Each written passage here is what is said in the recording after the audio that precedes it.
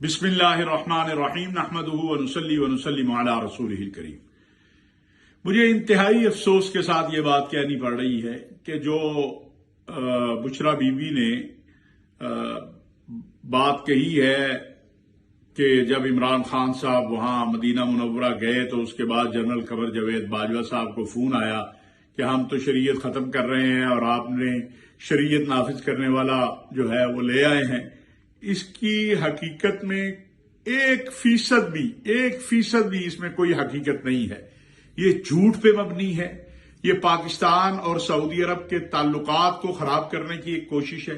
पाकिस्तान के अंदर मुमलिकत सऊदी अरब के हवाले से गलत फहमी पैदा करने की कोशिश है। इमरान खान साहब जब भी मुमलिकत सऊदी अरब गए, हत्ता कि जो उनका आखिरी दौरा था आदम एतमाद से चंद दिन पहले, उसमें भी सऊदी अरब ने उनका इकराम किया, एहतराम किया, जो मांगा वो दिया। और जनरल बाजवा साहब तो दौरों में मौजूद होते थे साथ, उनको किसी ने क्या कॉल करनी थी।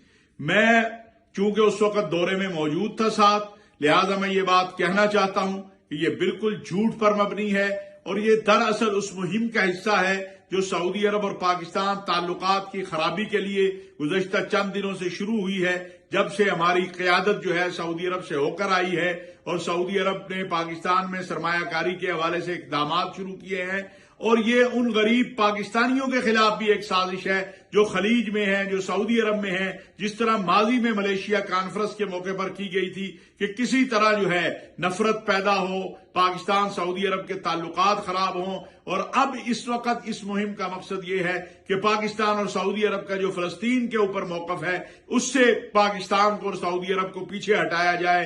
इंशाअल्लाह हमारा जो सऊदी अरब के साथ ताल्लुक है वो ईमान और अकीदे का ताल्लुक है, वो इंशाअल्लाह कायम रहेगा। और पाकिस्तान और सऊदी अरब का जो फलस्तीन पर मौकफ है वो भी इंशाअल्लाह ताला उसी तरह कायम रहेगा कि एक आजाद खुद मुख्तार फलस्तीनी रियासत का कयाम, जिसका दारुल खलाफा अल कुद्स शरीफ हो। और जो पाकिस्तान और सऊदी अरब के ताल्लुकात को खराब करने की ये एक साजिश है जिसके पीछे पाकिस्तान और सऊदी अरब दुश्मन कुव्वतें हैं, उनको भी ये पैगाम हम देना चाहते हैं कि तुम्हारी ये साजिशें कामयाब नहीं होंगी।